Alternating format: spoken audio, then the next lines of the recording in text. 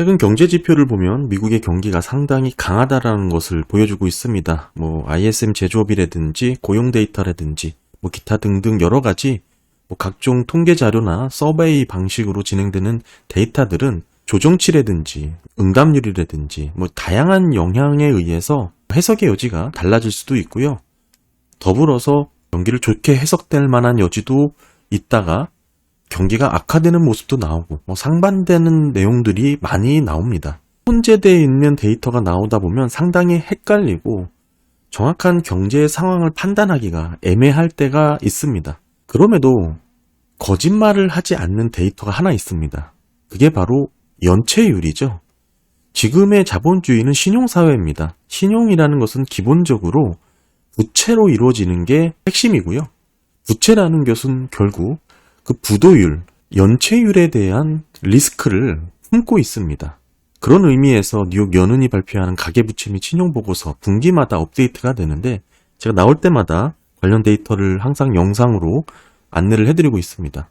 어제 발표된 23년 4분기 내용을 좀 정리를 해보면 그동안 미국 경제가 상당히 좋았다라고 볼 만한 내용들이 많았잖아요. GDP가 1분기 4%를 넘게 전망이 될 정도니까 미국 경기가 그렇게 좋다고 하면서도 가계부채 신용보고서에서는 다른 모습을 보여주고 있습니다. 한마디로 연체율이 치솟았다라는 것인데 그 내막을 정확하게 한번 살펴보면 지금의 경기를 판단하는 데 도움이 되실 거라고 생각합니다. 먼저 23년 4분기 전반적인 가계부채 총 금액은 2,120억 달러가 증가를 했습니다. 전분기 대비 1.2%가 늘었죠. 부채가 계속 느는 건 지극히 자연스러운 것이죠. 아까도 말씀드렸지만 자본주의의 메커니즘은 부채로 돌아가는 겁니다. 그래서 신용사회라고 얘기를 하는 것이죠. 그럼에도 중요한 것은 이 부채에 대한 리스크가 연체가 있습니다. 따라서 전체 연체율의 흐름을 보셔야 되는데 4분기 전체 연체율은 바닥을 찍고 이렇게 증가하고 있는 모습으로 집계가 됐습니다. 12월 기준으로 미결제 부채가 3.1%인 것이죠. 전체 연체율이 3.1이다 이렇게 보셔도 무방합니다. QOQ로는 0.1%포인트가 증가한 부분 여기가 되겠죠.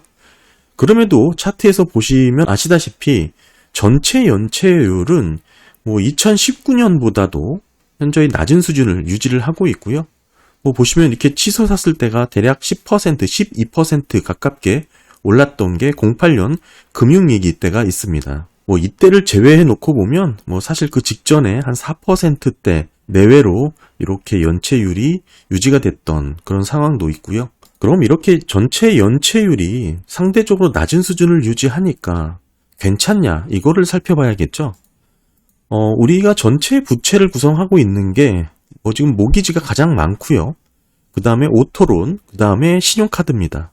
모기지야 실질적으로 크게 움직이는 변동성을 보였던 거는 08년도 위기 때만 있었잖아요. 이때의 위기는 사실 크레딧 상태가 08년도에 안 좋았던 분들이 대출을 많이 받았었어요. 그래서 서브프라임 위기가 생겼던 것이죠. 그런 점을 놓고 봤을 때 지금은 신용점수가 상대적으로 좋은 이 하늘색이 760점 이상이니까 더 좋은 분들이거든요.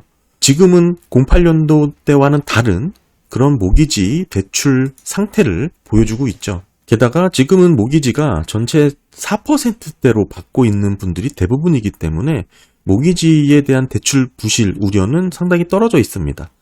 따라서 그 다음으로 많은 게 자동차, 신용카드인데요. 특히 이제 신용카드 부분이 급격하게 증가를 하고 있기 때문에 이 부분을 잘 살펴야 됩니다. 지금 전체 연체율이 3% 초반대라 그래서 현저히 낮은 수준이다. 여기서 안심할 수 있냐? 그게 아니라 그 다음으로 많은 비중을 차지하고 있는 신용카드, 자동차 대출을 좀 더 구체적으로 살펴봐야 된다. 특히 90일 이상 연체율, 신용카드 대출 중에서도 심각한 연체라고 볼 수 있는 90일 이상 연체율은 지금 9.74%까지 올랐습니다. 지금 이 위치가 이때죠. 20년 2분기 팬데믹이 한창이던 시절과 유사한 상황까지 오른 것이죠. 사실 팬데믹이라는 상황을 우리가 지금은 많이 지나서 잊으신 분들도 있겠지만 대부분의 거리가 셧다운이 됐을 정도로 극단적인 경제 생활을 할 수 없었던 상황입니다. 그때의 연체율과 지금이 비슷하다는 것이 상당히 의미를 갖고 있다라고 저는 보고 있고요. 게다가 이 신용카드 연체율이 03년도 1분기부터 전체 평균을 뽑아보면 9.32%가 나오는데 이보다 훨씬 웃돈 상황입니다. 이 전체 평균에 08년도 금융위기가 포함되어 있다는 것입니다.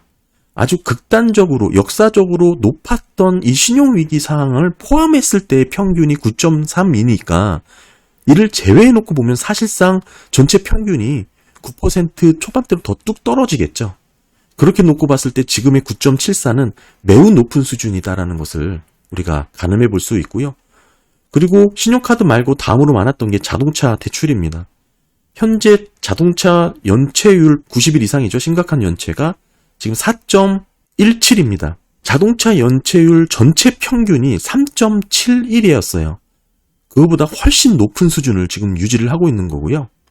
아까도 말씀드렸다시피 이 전체 평균을 보실 때 신용위기라고 볼 수 있는 금융위기 시즌, 이 08년도죠. 이 시기를 포함한 평균이기 때문에 지금의 평균이 웃돈 이 자동차 연체율 또는 신용카드 연체율은 매우 심각한 시그널로 해석을 해야 됩니다. 전반적으로 신용카드 연체율은 금융위기 이후에 가장 빠른 속도로 증가를 하고 있습니다. 다소 지난 분기와 비교를 해보면 그 상승률의 각도가 주춤하는 흐름이 나올 수도 있겠죠. 이렇게 가파르게 올랐다가 이번에 소폭 기울기가 줄어들었다. 이 끝부분 그 얘기입니다.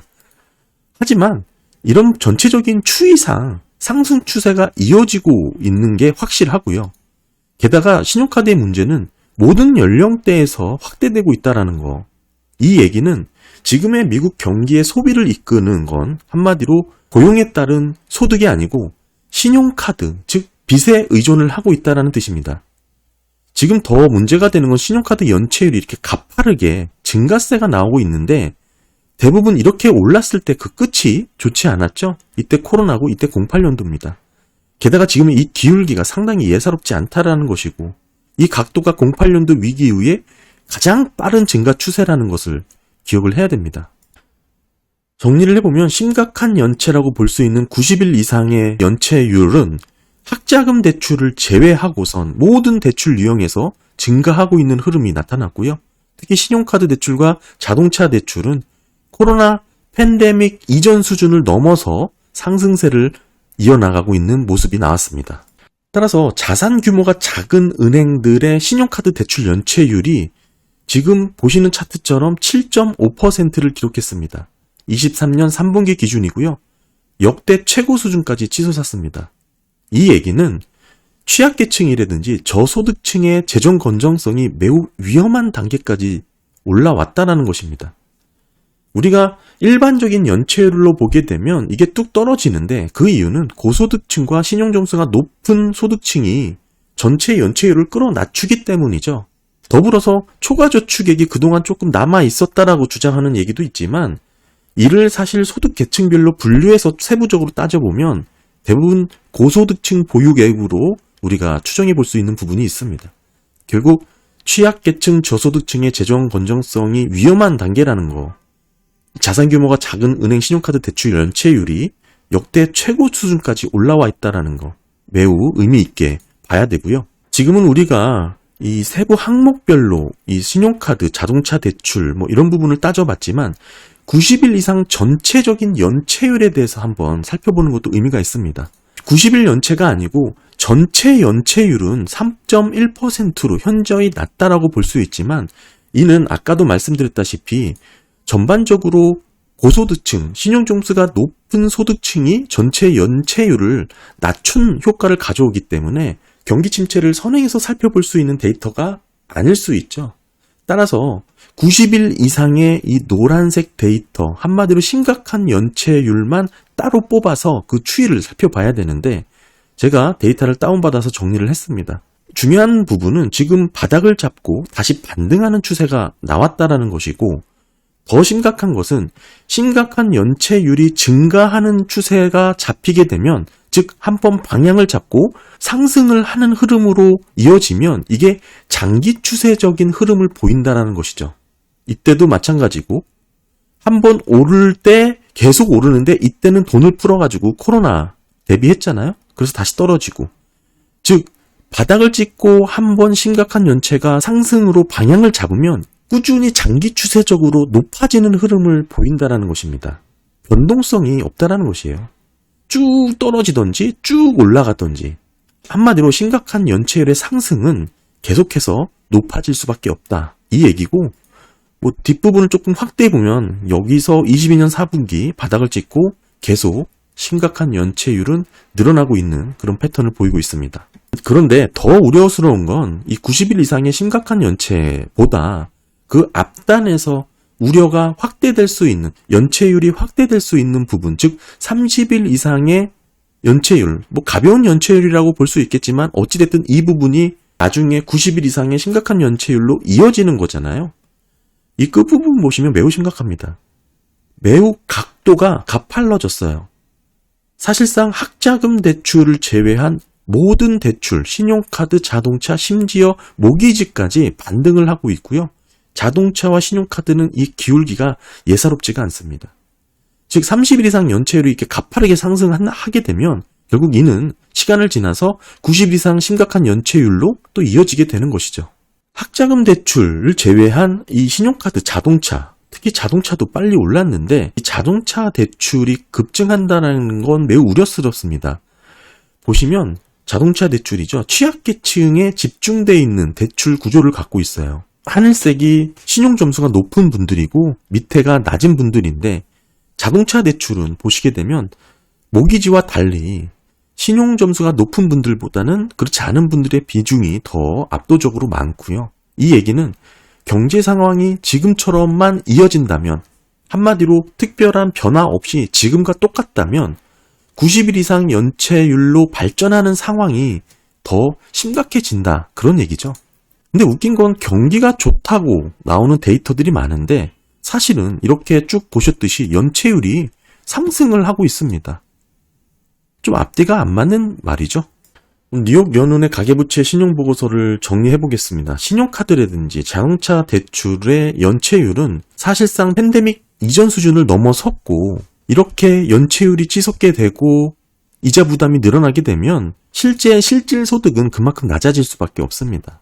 이 모기지도 이렇게 반등을 하고 있다는 측면 매우 의미심장하고요. 견조한 미국의 성장, 이제는 강한 미국의 성장, 뭐 확대되는 성장, 뭐 이렇게 얘기를 하는데 그 내막은 한마디로 미국의 신용카드로 이뤄낸 결과라는 것이죠. 지금 신용카드 잔액은 1조 1,300억 달러를 기록했습니다. 500억 달러가 더 증가했죠. 4.6%나 늘은 겁니다. 이렇게 신용카드 잔액 자체가 계속 증가하니까 미국의 수요가 늘어나고 이게 성장이라는 것으로 계속적으로 이어지게 되는 것이죠.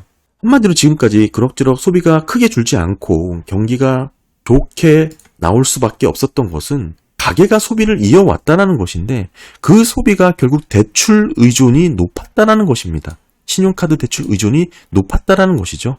신용카드 대출 증가율은 증가하고 뭐 금액 자체가 크게 증가하고 있다는 게 핵심입니다. 절대 대출 증가액이 늘어났다는 게 중요한 것이죠. 증가율은 뭐 어느 정도 등락이 있을 수 있겠죠.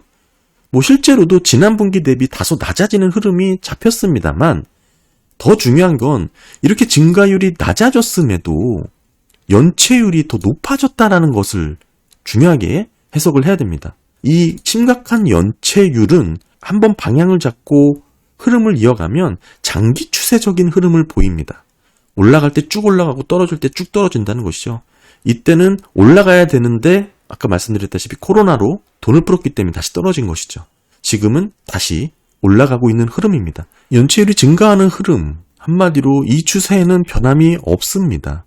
종합을 해보면 전체 연체율, 총 연체율이 3.1% 수준으로 낮다, 이전 수준에 비해서 낮다라는 이 하나만 갖고 아직은 걱정될 수준은 아니다 이렇게 치부할 게 아니라 지금까지 미국 소비가 견고했고 이는 신용카드 대출의 연체율이 높아지고 있는 것과 함께 해석을 해보면 그 소비는 결국 고용이 좋아 소득에 의한 소비가 아니었다라는 점을 우리가 이해할 수가 있게 됩니다. 그리고 더 이상은 초과저축에 의존할 수 없다라는 한계도 이미 다 누구나 알고 있는 것이고요.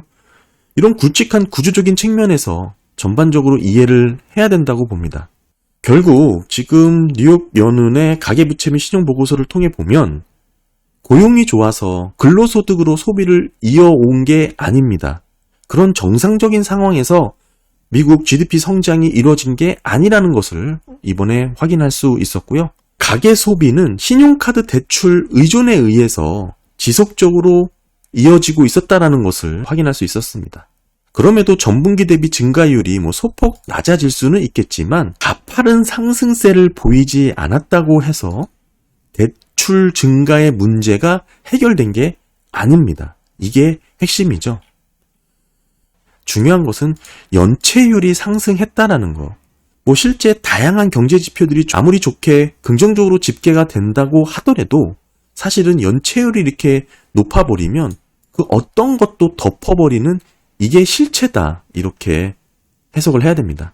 상황이 이런데도 고금리를 오랫동안 유지하면서 미국이 구조적으로 성장을 이어나갈 수 있다?